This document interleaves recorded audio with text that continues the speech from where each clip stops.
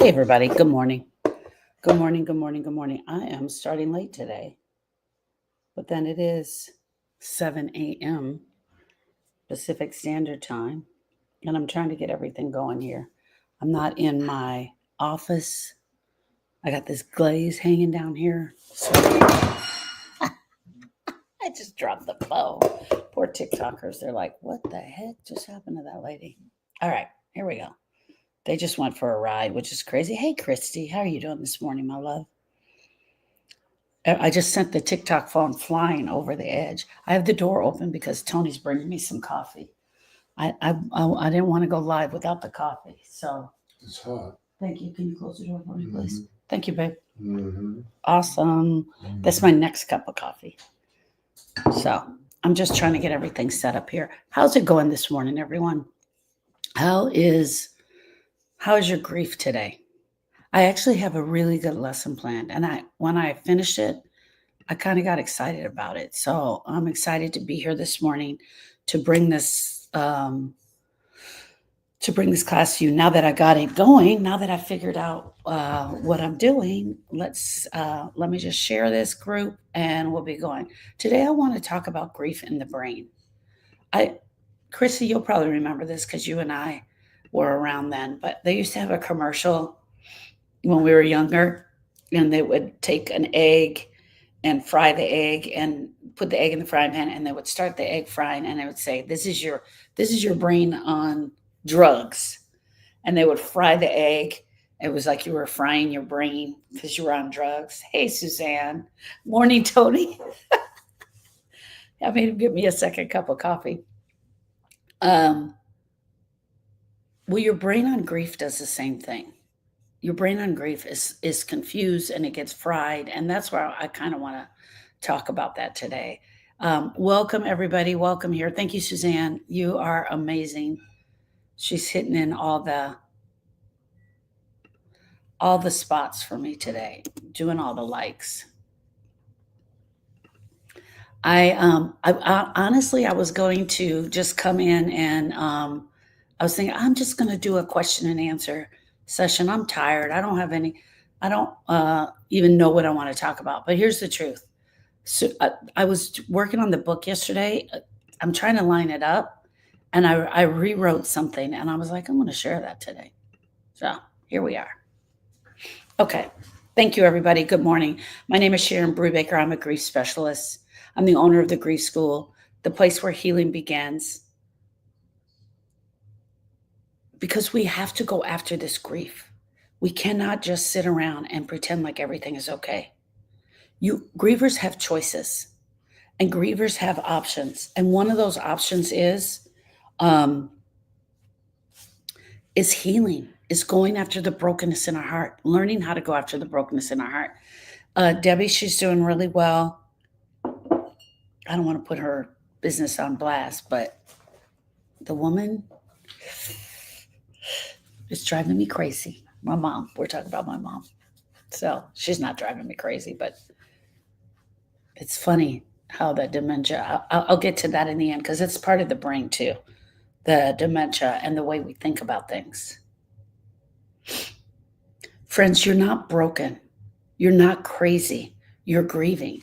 And for people to come in and try to treat you as you're crazy, or that you don't know how to get over this, or why aren't you beyond this, is so wrong on their part. Good morning, Sandra. It's so wrong on their part. You are not broken. You're not crazy. You're grieving, and your brain is doing its job. It's doing its job on the grief. But when it starts to do its job, it feels wrong. When your person dies, your brain went into survival mode. When you lost your person, your brain went into survival mode because it's all it knows how to do. It knows how to keep you out of danger. And it 100% perceived the loss of your person as danger. It starts to shut things down. That's why the foggy brain takes over, because it is shutting things down. It is trying to calculate your next steps. It numbs your emotions. When people say, but I'm numb, I'm foggy, I can't think, We should be praising that because our brain is doing the right things. And it's not doing this to punish us, it's doing it to protect us. Grief doesn't feel dangerous because we're weak. It feels dangerous because your brain doesn't know the difference between an emotional pain and a physical pain. So if I were to come up to you and punch you in the arm as hard as I could, your brain would perceive that as pain. It goes under the category pain. Ouch, that hurts. It's painful. Right out of high school, I became a phlebotomist, and I did that for quite a few years. And now, when I go to get my own personal blood drawn, because I've been on the other side of the table for so long and understand so much about getting the the a blood drawn, I think I have this thought that it's just a little prick. It'll hurt for a second and it'll be gone. And a lot of times I get my blood drawn and I hardly even feel it because in my brain, I think it's not that big of a deal. When we tell ourselves it's not that big of a deal, our body responds in that frame. Grief doesn't feel dangerous because you're weak. It feels dangerous because your brain doesn't know the difference between emotional pain and physical pain. When I go to get my blood drawn, I'm like, every now and then they will get me though, because some people, they need to go back to school. And you should see how many times I've had to walk people through it. But anyway, let's side subject. Because I've told my brain that it's just going to be a little bit. Most times it doesn't hurt because I let my brain know there are people out there that you tell them they have to get their blood drawn and they pass out right then and there because their brain perceives that sort of exam as completely dangerous, as physical. They can't see the blood, all of the things, the thoughts their brain is telling them. We've never finished, most of us have never experienced a grief in this manner. So we don't know how our body is going to react until it just starts reacting.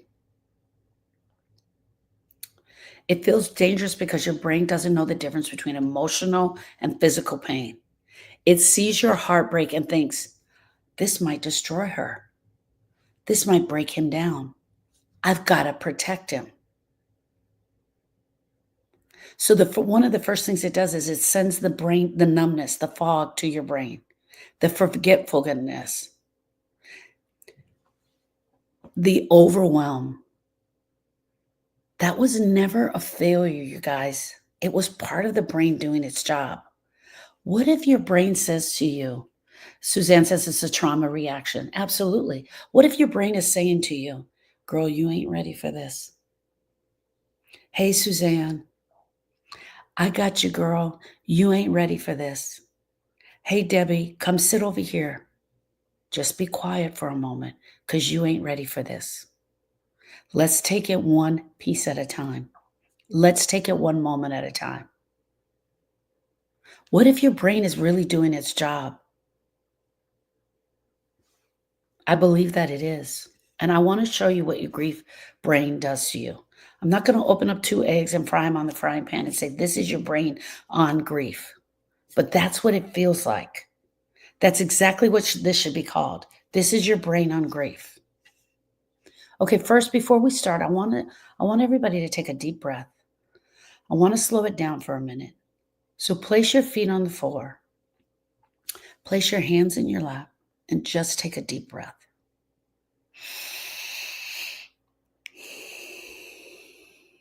And then I want you to ask yourself this. Where am I right now emotionally? Where am I right now in my grief? Do you feel like your brain hasn't been normal since you had the loss? Are you tired of just pushing through all the time? If the answer to both of those was yes, I want you to know you're not failing. You are grieving. We need to acknowledge that we're grieving. And your brain is doing exactly what it was designed to do, and that is protect you. Kayla says for everyone, she's on TikTok, and she says, please keep me in your prayers. My memorial service is today. Everybody, can we tap the screen for Kayla? Hey, Monette, how you doing? Grief brain is not a myth. It is not a forgetful brain. You did not get thrown into an alternate universe that you're going to live in there forever. Your brain, bless its heart, has gone into full survival mode. Kayla, our heart to yours. Your brain has gone into full survival mode. And it's doing that because the emotional pain of grief feels like danger. The moment your world shattered, it was the same thing as your brain all of a sudden perceiving you are being chased by a bear. Hold on one second, guys. Um, Kayla says, I'm having trouble grieving and I don't want to eat. The brain is doing that to preserve energy. It's okay. Just do not bypass hunger. You're not having trouble with grieving. That is a thought and it's a limiting belief, my love. It's okay. I want you to say this. I will eat when I'm hungry. It's absolutely okay. I know that I'm grieving. I know that this is painful. My heart to yours, Kayla. I wish I could go with you and hold your hand through the whole thing, my love. Okay. Thank you, Miss Kayla. Your brain goes into a grieving experience. You get the call. You get the call that your person is no longer here. Your brain instantly doesn't know the difference between losing your person and being chased by a bear. It cannot break it down because fear has taken over your heart. It is also reacting to the fear. It's also reacting to the fear. Your brain doesn't actually know the difference. Physical threat, emotional threat. It reacts to pain, not the source of it. Guys, let me say that again. Your brain is reacting to the pain that your heart is giving it. It is not reacting to the threat. It doesn't know where the source of pain is coming from. And it actually sounds crazy. You're like, Sharon, you're crazy. No, I'm not. Your heart starts to beat fast when the phone rings. You get a call. Come to the hospital. Your heart starts to beat really fast. Your brain is really figuring out how to get to the hospital. You get in the car. If you're anything like me, on the day Tony had the hospital, I couldn't even remember how to get to the hospital because my brain completely disconnected. It says, I got to protect her. This pain might destroy her. I got to protect her. So it shuts down anything that isn't an essential.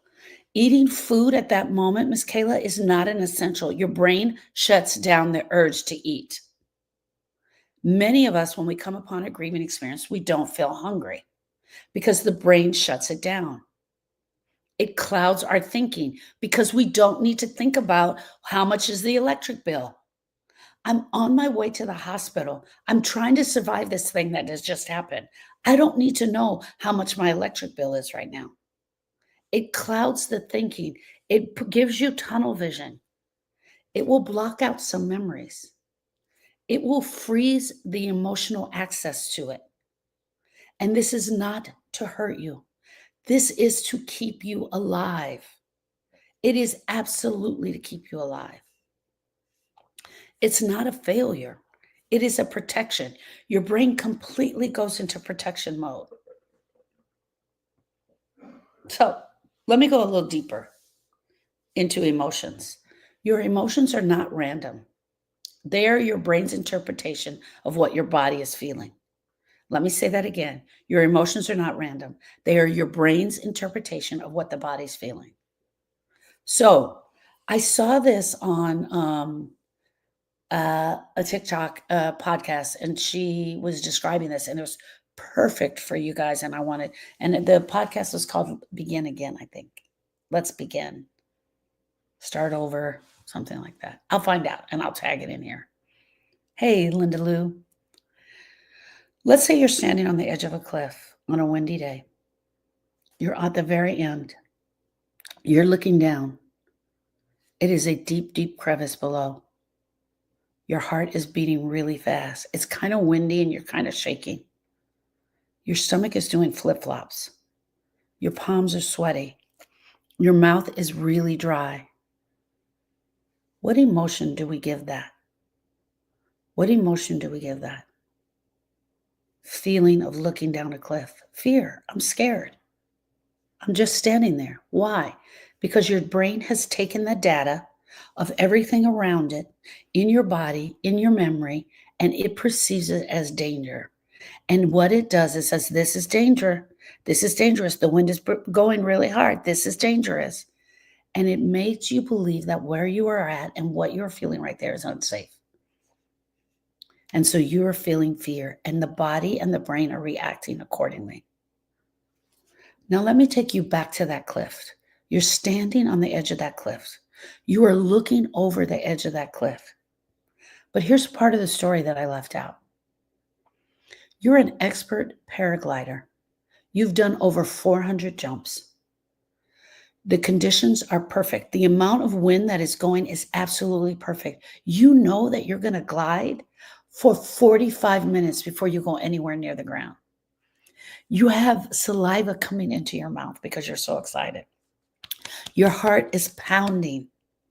Your heart is pounding. Your palms are sweaty.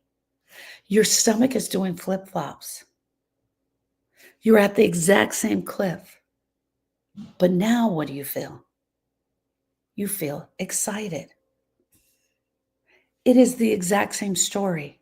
I just changed a little bit of the scenario. It's the same physical sensations. It's a different interpretation of what's going on. Why? Because the context of the story and the memory and what you believe and the meaning have changed. This is exactly what your brain does on grief. Susanna says, one you have control and the other one you're out of control. Exactly. And for most of us, we're in the one where we're out of control when we become a griever. This is what your brain does when you are grieving. When people die, or we get the call, or we get asked for a divorce, or we find out that our house just went into foreclosure, or we get a life-altering diagnosis, our brain doesn't know what to do with the grief. When our person dies, our body reacts. Our heart starts racing. Our chest tightens. Our stomach twists. Our leg tweaks. And your brain says, without saying it out loud, it responds this way. It says, this is danger. I have to protect her. This will be unbearable for her. I have to protect her. And the emotion serves as a panic. We become numb and we collapse. I want to talk about the collapse. You guys often hear me tell the story of Brittany calling me and my knees going weak and me instantly going to the ground. That was not the first time that ever happened to me. I once got a call. I used to work at a hotel. I was director of catering, and I was standing at the front desk, and they put a call through to me. And I was at the front desk in the lobby. And it was my sister on the other end of the phone. And she said, hey, Sharon, I had to tell you that Ryan was in a car accident and he died.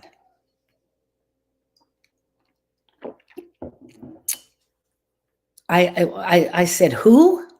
Like I literally did not know what you're talking about. And she screamed into the phone because the lobby was really busy. Ryan, Peggy's brother. And then when it registered in my brain, Peggy's my sister-in-law. Her brother was 24 years old.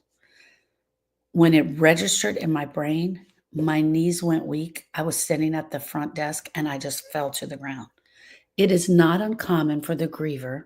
Thank you, Suzanne. It is not uncommon for the griever to hear the news and their knees go weak and they fall to the ground. When I tell you that the brain takes away what it can to help you survive, one of the things it takes away is that immediate strength.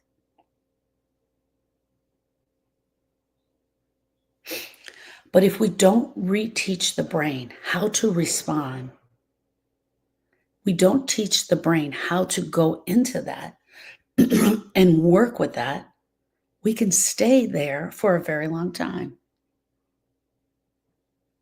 My intestines are getting sabotaged with stress. It woke me up at 4 o'clock this morning. I bet your this is Miss Debbie. I bet your subconscious mind is on overload. You need to do a brain dump, my love. Do a brain dump and ask yourself the question in the brain dump. What am I thinking about? What is heavy in me right now? And just start writing it out. You can do it one of two ways also. Do it right before you go to sleep and then grab it when you wake up and just see what comes up. Monette says, I've been up all night. But if we never reteach the brain, if we never re-anchor to the meaning of what is going on, we can stay in that state for a very long time. We can teach the brain to react to every grief wave as a threat, even years later. Hear me out. As you're going upon your grieving experience, you're going to have continued grieving experiences that are going to go along. I get the call to come to the hospital. I go to the hospital. My husband is having a heart attack. While we're at the hospital, I find out he has major heart damage. I'm exaggerating here. He is no longer able to work. He's put on major disability. At the same time, we were building a home, and all of that goes into total trauma. The trauma of that grief continues. Even years later, as I'm going through, continued trauma continues to come up because of the loss. My brain can react just new as if it's new information is finding out every time. That's why the pain can feel just as sharp on every anniversary we come to, on every time we go back to what's coming up. The brain can feel like it's reliving the story over and over again. Debbie, do you hear what I'm saying? That's why the pain can feel just as sharp, because the brain will relive it. It will relive it over and over. That's why when we see their picture, it takes our breath away. It takes our breath away when we see their picture, because we're constantly reminded that they're not here. And when we go through the milestones or the anniversary, we're reliving that. Not because you haven't healed, because your brain still hasn't learned, I'm safe. I'm safe to feel however I need to feel right now. I'm safe to relive this. It is safe. Yes, my mom is not here. I have had a loss. My heart is absolutely broken, but I am safe. Language is how we train the brain. I can survive this. This is really painful, but I will survive this.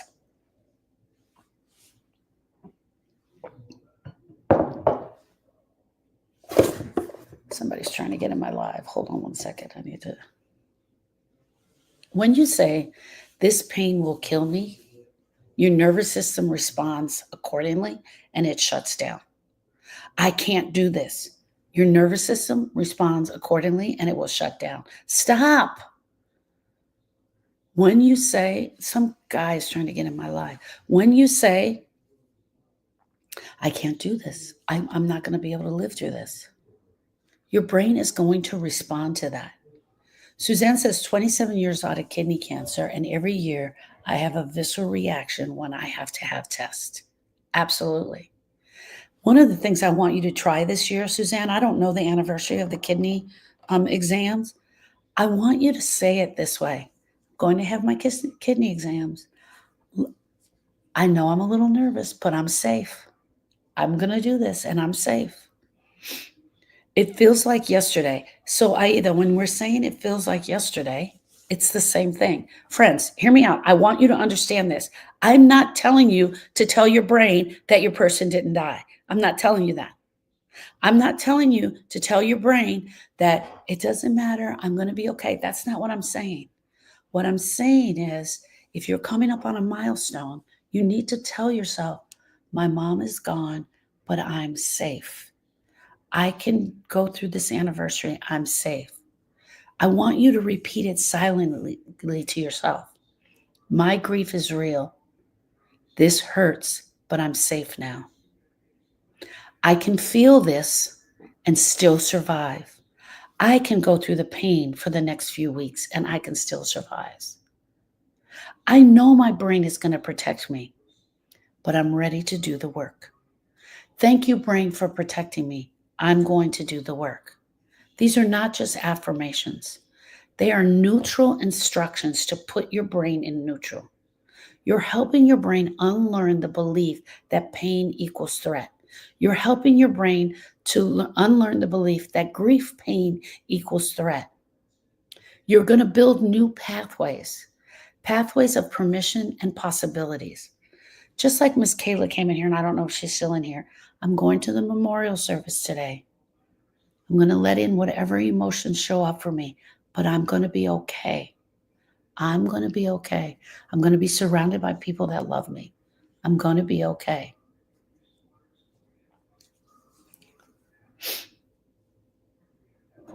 Yeah, Monette, you got to look in. She says the Memorial Day is almost here and it's causing me to be in stress. You've got to look into what it is with the memorial, the fact that Memorial Day, that Memorial Day. What is it with the Memorial Day? And that's the other thing. We're coming upon an anniversary. We're coming upon a milestone. We know that it's coming. I can feel like this and still survive.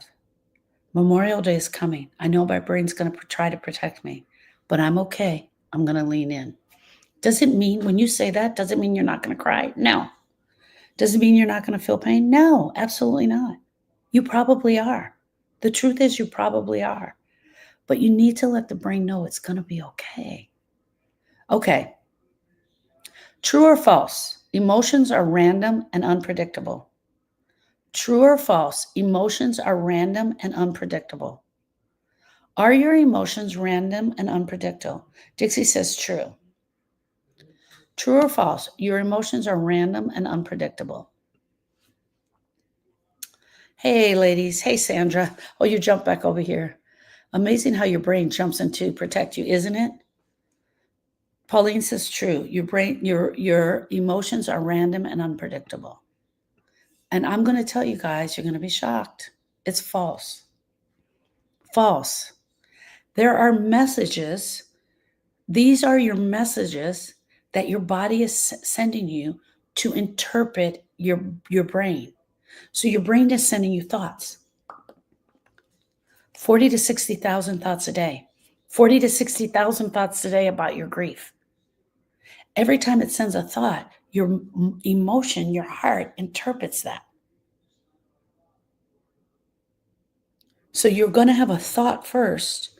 Most times you're not even going to hear the thought, and it's going to send an emotion to you.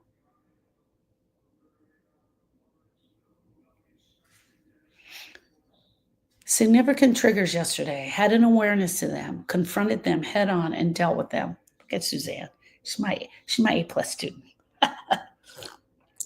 Okay, question. Sandra says, how is neutral instructions different from positive thoughts? I don't know about you, but let me throw it out this way. A lot of times people are trying to give ourselves positive thoughts so that we can fake the funk. Positive thoughts, right, or fake the funk, and move through a milestone. Look at everybody's using your word, Suzanne, milestone. Okay.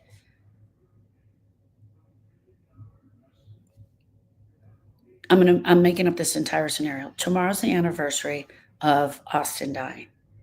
I'm going into the anniversary. I already felt bad 3 days ago. I didn't know what it was. I was slamming things down. I was fighting with Tony. I was really feeling bad. I was feeling bad, and I realized, oh my gosh, it's Austin's anniversary. Okay, I got to go through this milestone. I got to go through the anniversary. I got to pretend. So now I'm 2 days out. I'm going to give myself positive thoughts. You got this, girl. You can do this. You're the strongest person I know. All you have to do is hold on through Sunday and you'll be okay. Just hold on as tight as you can. You know what I'm going to do? I'm going to call on my friends and I'm going to get together and I'm going to have a tea party. I don't even know what we do with our positive thoughts. You got this. You can get through it. The entire time you're trying to send positive thoughts, you're the strongest person I know. Your heart is beating fast. Because the truth is, you don't believe this shit you're telling yourself. You don't believe it. You're trying to stuff positive thoughts in your brain to shift your brain. But you really don't believe it. And the belief comes from here. So every time you're saying this positive thought, which you really don't believe, you're trying to shift your brain into this positive thought. That's why sometimes when you're saying positive thoughts, your heart's beating fast because you don't believe it. You don't believe the bullshit that you're sending to your heart. Here's what you would believe though. Tomorrow's Austin's anniversary, and it's going to feel like crap. I'm probably going to cry, but I know I can survive it. Tomorrow's Austin's anniversary. I don't want to do this. I don't want to do it. I don't want to have another milestone for Austin. But I'm going to call up Sandra and we're going to sit on the phone and we're going to talk about it. And I'm going to feel like crap, but I know I will survive. That is more believable because it's true. You're strong. You can make it through. You're strong. You can make it through. Go to the city fair. Go hang out at the fair. Have some wine. All of those things are not true. The whole time that you're trying to convince yourself and you know it's not true, your brain knows it's not true. Your body knows it's not true. You're not going to be able to get through. You've got to tell the truth of what you believe. I believe certain things to me about me, but there are things that I can't try to trick my brain into something that's not true. It's also about the belief, friends. So it's the thought, the emotions, the feelings, and the belief. Do you really believe the bullshit? Do you believe it? I can see the difference. Yeah. So a lot of people, a lot of people positively thought their way out of this. I can't even tell you guys how many times I meet grievers that tell me stuff like, I know I'm going to be like this for the rest of my life. Um, I'm sorry, my brain just went dead. My brain just went dead. Um, well, it is what it is. I just gonna have to get used to it. I'm living in my new normal. That's one. I'm living in my new normal. What does that even mean? They has this like positive tone on the end. Well, I'm living in the new normal, as if that is some sort of acceptance of the grief. Let's talk about what you actually grievers have choices, choices, choices. Let's talk about what actually you need in the grief. You don't need people telling you to move on. Your brain doesn't need someone from the outside telling you to move on. Because what happens when you hear the word move on? You get pissed. You get pissed off. You don't need pressure from others on the outside to feel better. You already know you need to feel better. You already know you need to go after this. You already know this hurts. You don't need people telling you how to do this. Everyone tells you your new normal. That is such a load of crap. Eric and I hate the new normal. It is not a new normal. It's forever changed. Denise says, I love that grievers have choices. Yes, Denise, they have choices and they don't think they have choices. And that's so, so hard. And every single one of you, it is the first thing I want you to know. I want to grab you and say, girlfriend, you got this. You got all the choices you need. You make the choices that's right for you. Let your brain help you make the correct choices. You know what you need? You need safety. You need to know what choices you're going to make. You need repetition. You need to tell your brain, this hurts. I know it hurts, but I'm safe. Today is the anniversary. I know I'm going to be in pain, but I'm safe. You need to say the same thing to yourself 10 different ways until it finally sticks. You need to tell yourself, this hurts, but I'm okay. Denise says, I learned that here, and thank you so much. I'm so glad. This is one of the reasons that if you're doing grief work with me, I repeat things a lot. I repeat things a lot in different ways. And when you get the Grieve That Shit book, which will be done at the end of the month, when you get that book, I have a whole section in there on why I repeat things and why it's repeated. Because sometimes you're not going to hear it this way. You're not going to hear me say, grievers have choices. You're going to hear me say, girl, pick the way you want to do this. I don't know what's going to work for you. Where is it the light going to come on for you? So we have to say it in different ways. So hear me out. Because the nervous system needs consistency, it needs to hear things multiple times in different ways because it is in brain fog. You need to hear, girl, you're still safe. Girl, you got this. You're not doing this wrong, girl. Girl, you're still safe. You're not doing this wrong. Allow yourself the time it's going to take. You have some choices. What are you going to do within the time? It's not weakness for you to repeat things over and over again.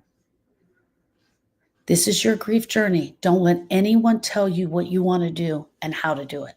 It's yours. You have the choice to do what you need to do with this grief journey. Here's what I want you to know. You were not meant to stay in grief fog forever. You're not meant to stay here forever. Eventually, your brain is going to test the air. It's going to peek out a little bit and say, is it safe? Can I come out? It's going to try and test it. And every time it comes out to test, depending on where it's at and where it feels really safe, it may stay out there. That is when the work is really going to start. Are we safe?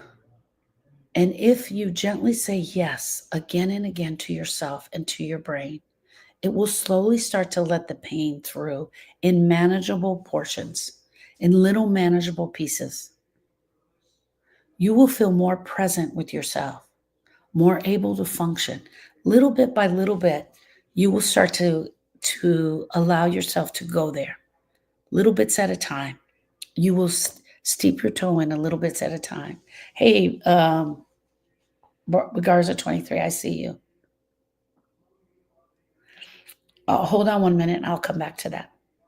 So you'll start to let yourself out. There are moments where you'll actually go into the grief. You feel more present. You feel like you're able to function. And that's what it feels like in the beginning. You're not forgetting them.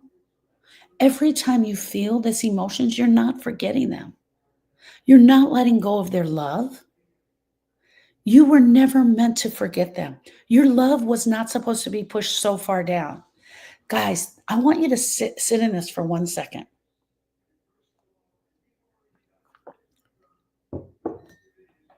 Think about this. What if, oh my gosh, I can't even begin to imagine. What if Austin died? Austin drowned at the lake on Father's Day weekend, and Eric and I didn't try to figure out this grief thing. Me specifically. I'm the big sister. What if I didn't try to figure out this grief thing for her, try to fix her? What if I just came back to her one day and said, Erica, you're in danger, girl. We say that to each other all the time. Girl, you're in danger. Austin died. Your heart is broken. But I've done all the research and here's what I found out. You need to push the love down like it never existed. And you need to forget about Austin. You have 3 other kids. You need to be here for them. You need to show up for your children. I don't know. I can't find anything out there. So here's what I want you to do. I want you to forget you even had a child named Austin. Take his name right out of your brain. Push the love that you had for him down. Learn how to feel this. Learn how to be there. Tell your brain over and over again that this is really, you never had a child named Austin. I exaggerated this a little bit, you guys. Suzanne says, how heartbreaking. Yes, I exaggerated this a little bit, but I want you to understand there are people walking around this earth that's what they were told. That was the only option they had. That breaks my heart. Absolutely breaks my heart. There are people walking this earth that didn't have any other option but to pretend like this didn't happen. They are in perpetual pretend mode. They are pretending like they didn't have that person. Think about that. Susie Sandra said, this is a horrible scenario. It made me tear up. I mean, think about that. If we don't sit here and try to help people and help them understand that there is a way out to the other side, that you are forever changed. You're not living in a new normal. New normal means you have to live in this shitty reality. No,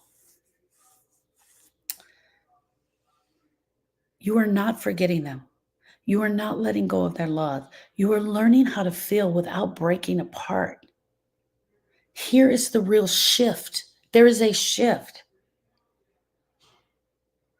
When you allow yourself to step into the grief, you make the choice to step onto the grief healing journey, you move the grief from a threat to information.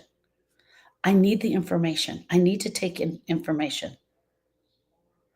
You move to integrating what you're learning.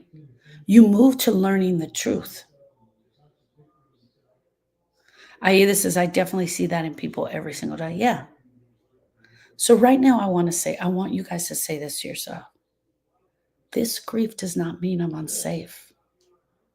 This grief was meant for me.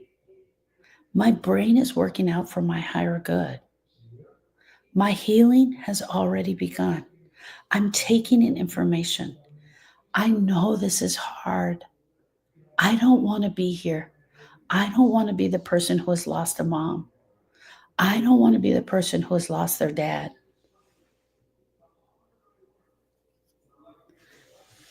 I don't want to be the person. You've got to do your own journey, Debbie. Debbie says, I'm really trying to lean in. I'm going to flip that for you, Debbie. I'm allowed to move forward without abandoning my person. There you go, right there, Miss Debbie. I'm allowed to move forward on my grief healing journey without abandoning my mom. My brain is working for my higher good. My healing has already begun. I lost my mom. I'm coming up on the anniversary of my mom's milestone, of my mom's death. I'm going to say it out. I know this is going to be hard, but I'm safe. I'm safe. I'm going to go into some memories from last year. I want you to also think about this, specifically you, Miss Debbie.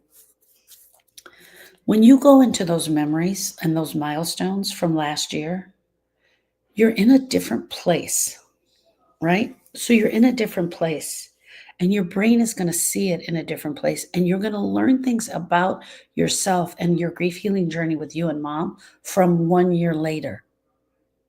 I want you to be open to the idea of learning new things. Be open to the idea of what's going to come next. What do I still need to learn that I don't know? And I want to say it this way. It says going through the anniversary like this, as opposed to like this. With open hands. Okay. All right, grief. Because here's the thing, Miss Debbie, and this is for everybody. You can't stop this. You can't put your hand up and stop this. You can't change the calendar.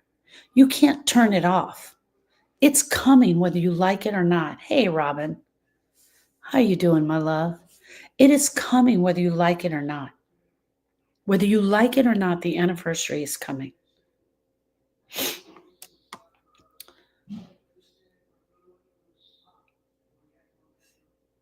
So I'm going to do a quick commercial for everybody that's joined in. My name is Sharon Brubaker, and I'm a grief specialist. I'm the owner of the Grief School, the place where healing begins.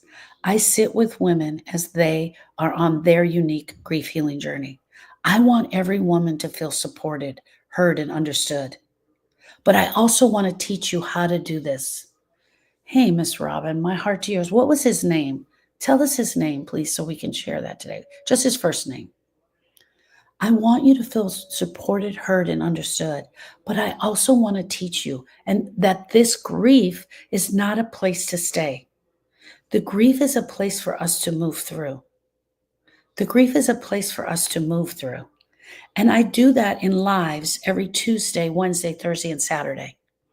On Sunday, we're coming up on Father's Day, I'm going to be doing some special lives on Sundays with Sharon for Father's Day. On Tuesdays, you can meet me in Grief Study Hall. That's where I can coach you on your specific grief healing journey. I also have three amazing programs that I sell: Processing the Pain of Grief, Grief Healing, and Grief Intensive. Forever Changed, my Grief Intensive program.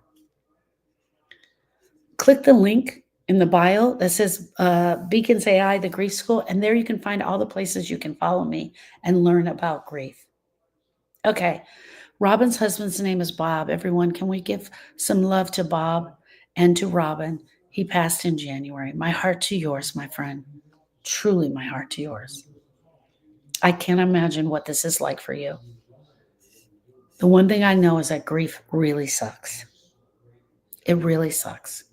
And our brain is going to do whatever it can to keep us away from this because it perceives this grief as danger. Everything that I'm teaching right now, it's in a little deeper form, came out of the Grieve That Shit book, which will be out at the end of the month. If you want to get on the wait list, you just click the link on the bio and there you can get on the wait list for Grieve That Shit. Are you ready to stop just surviving and start healing? And if you are, this is the place where it begins.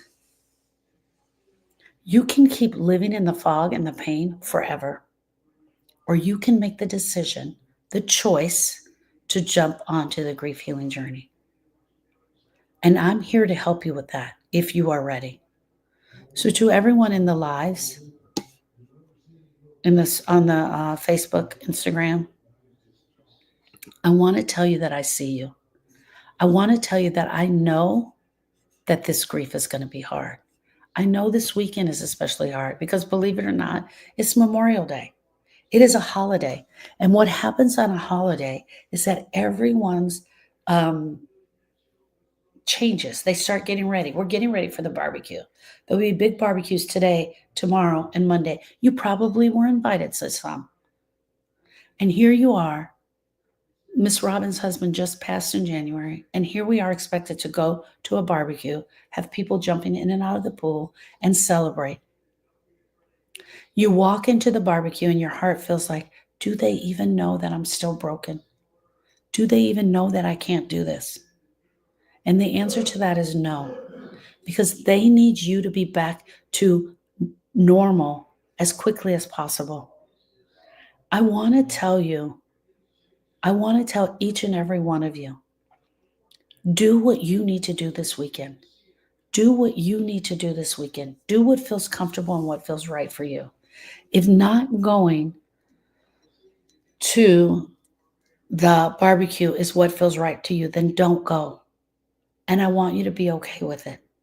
Whatever decision you decide to make is absolutely okay. Whatever decision you decide to make for yourself is absolutely okay. Know that we see you and know that we're here for you.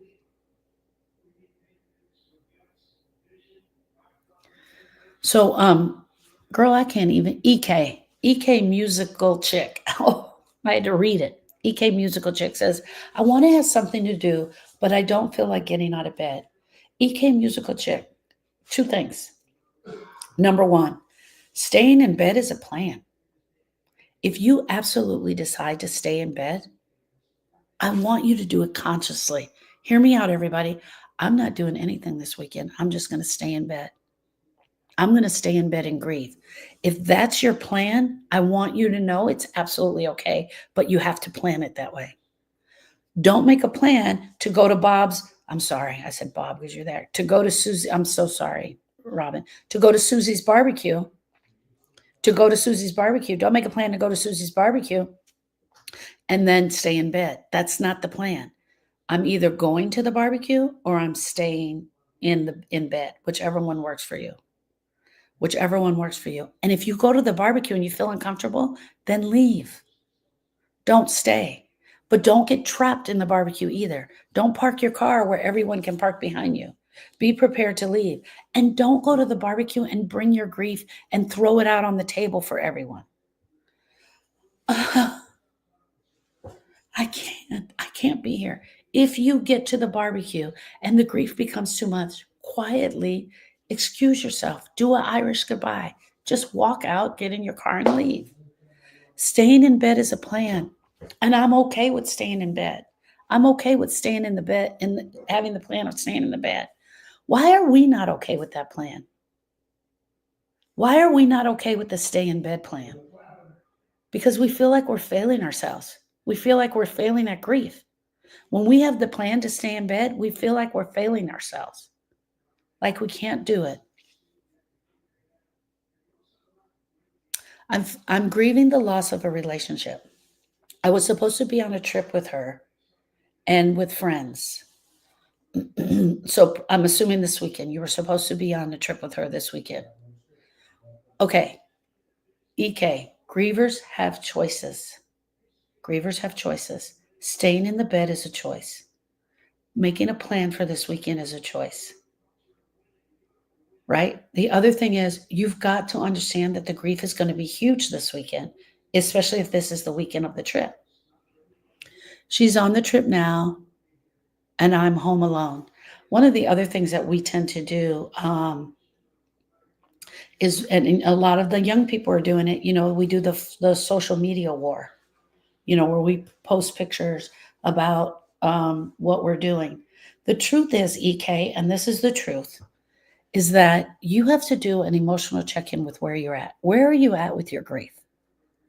Where are you at with your grief right now, currently? Are you at the point in your grief where you could get up and go out? Or are you at the point in your grief where the truth, if you're telling yourself the truth, I can't move, I'm just going to stay in bed? You have to decide where you're at. Hear me out. I want to tell you the truth also. She's on the trip, but she's also had a breakup. So our brain will tell us, oh my gosh, she's having so much fun. She's on the trip. The truth is, she's also had a breakup.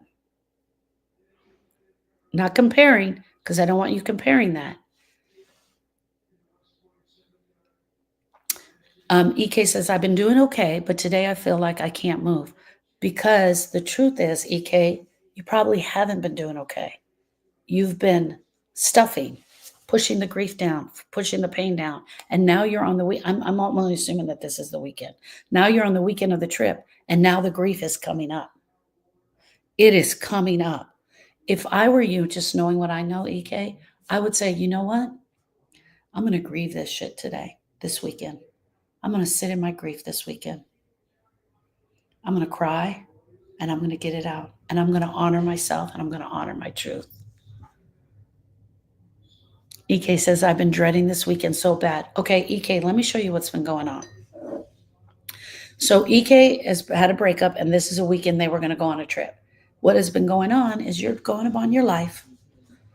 On April 6th, you're going about your life. You're like, oh my gosh, how am I going to make it past Memorial Day? It's a thought. When you think the thought, how am I going to make it past Memorial Day? Instantly your heart would start to beat fast and you would get fear and the grief would start to show up, and then you would swallow it down. You're like, I'm going to be fine.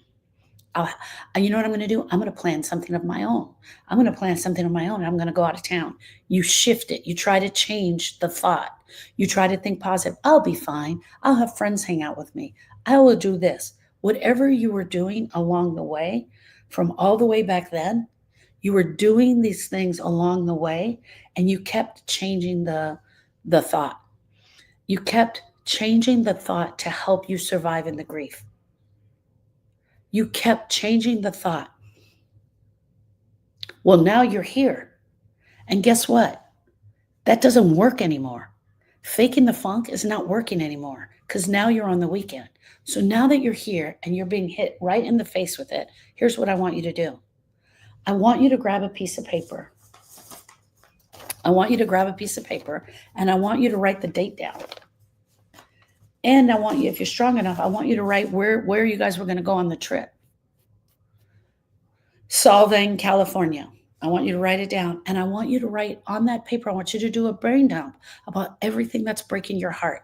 I want you to vomit it out onto that piece of paper. It's called an emotional dump. I want you to write where the trip was going to be, write today's date, really big on the paper. And then I want you to write everything that's coming out of your heart. I'm so sad. I'm so broken. I'm going to see pictures of them having fun. I'm so frustrated. I'm so mad. I want to throat punch them. Whatever it is, I want you to write it out. I want you to get it out. And as you're getting it out, the emotions are going to come up. I want you to get it out. EK, you're in a safe place. Sharon has helped me with the grief. Keep showing up for you.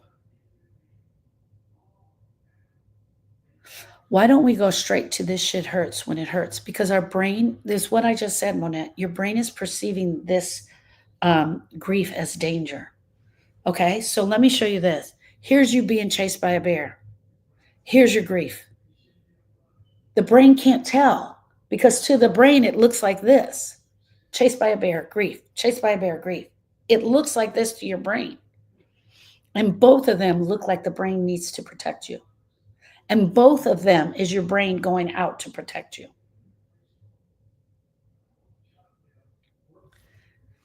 Hold on one second. EK says, this is so very true. I thought we would be back together by the trip. EK, oh, this is amazing. Let me go back to April 6th. I'm trying to stay on track. Don't try to stay on track. Be truthful, Monette. Be honest. Allow it in. I'm trying to stay on track as a form of resisting. I got to stay on track. I got to stay on track. You had some great work this week. You still have a lot. We still have a lot of grief. Even though we had a breakthrough, we still have a lot of grief. Don't try to stay on track. Stay honest. Stay true. Stay true to yourself. Stay true to your grief. Oh, I mean, with you today. I can send you the notes. You know what? I'll post the notes. I'll post my notes so you guys can look at them again. I either said Sharon is amazing. Yeah, in my own mind, I'm amazing. Okay, hold on real quick. I want to get back to EK. You guys, go back to April 6th. Let's go back to April 6th. I don't know when you broke up. I'm making all this up, okay? We had the breakup. Oh my gosh, this is what you thought out loud in your brain. It sounded really loud, okay? EK, hear me out. Memorial Day's coming. We have that trip. I don't know how I'm going to survive that trip. Oh my gosh, I don't know how I'm going to survive the trip. That's the thought your brain heard you say. You heard it really clear. But quietly back here, your brain also said, it's okay. We'll be back together by then. I'm going to get us back together. Yeah, I don't need to worry about the trip. We're going to be back together by then. Even though the thought was really loud here, your subconscious was telling you you're going to be back together. Your subconscious mind was whispering, we'll be back together by then. Don't worry about it. You'll be fine. Don't worry about it. You're going to be okay. And because it was doing that, oh, Nat, you're so cute. Because it was doing that, it really, your heart was like, oh, it's okay. You'll be fine. Guess what? April 6th came. April 16th came. April 26th came. And as you started getting closer to Memorial Day, May 1st came. May 5th came. As you started to get closer, the grief started to get deeper because you were not back together. And as you were not getting back together, these are the secondary losses of grief, guys. It's hanging right under your heart. As you were not getting back together, the grief started to grow and it got bigger. And my guess is, AK, this is going to be a big grief weekend for you. And I think, my love, the plan to stay in bed is where you need to be right now. Stay quiet, stay home, and allow the grief to show up. But you're going to allow it to show up like this. I'm not going on the trip. We didn't get back together, but I'm okay. This feels unbearable, but it's okay. It feels like it's at the unraveling of the last thread. It's the beginning. It's not the last thread. It's the beginning. Why is it the beginning? She said it's the unraveling of the last thread. It is the beginning. It's the beginning because you're just starting to allow it. You weren't allowing it before. You were resisting it. We do really good at resisting the grief. And before, you were pushing back and resisting it. So it's the unraveling of the beginning. It's just starting to happen for you. Friends, what I taught in the beginning. Here's the deal. The live that I just taught is in the Facebook group. If you guys want to go and rewatch it, you can. Your brain is playing tricks on you. It thinks it can protect you from this grief. It perceives the grief as you are in danger. It perceives the grief as you are in danger. This weekend is a huge danger weekend for you, my love. EK, it's a huge danger weekend for you. Your brain is perceiving this as danger, 100%. And so what I want you to do is tell yourself you're safe and you're okay, but I can do this. But I can do this. Go back and watch the live. If you're not following me, you can follow me. Click the link in my bio. There you click on the link that says click here for hope. There you can follow me in the Facebook group. You can rewatch this live. You can see the things that are in the live. She's making it printable now. Yes, we're making it printable now. There you can download the Griever's Guide. And we can make it printable. I'm making it printable so you can print it off. Or you can download the Griever's Guide and get it in the form of an electronic form right now.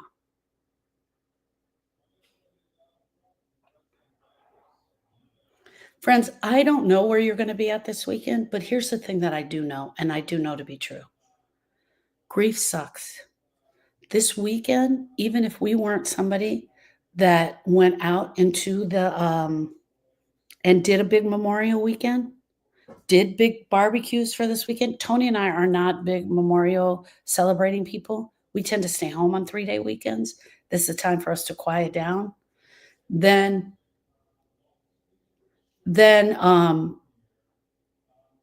it's going to bring up grief, even if you didn't do it.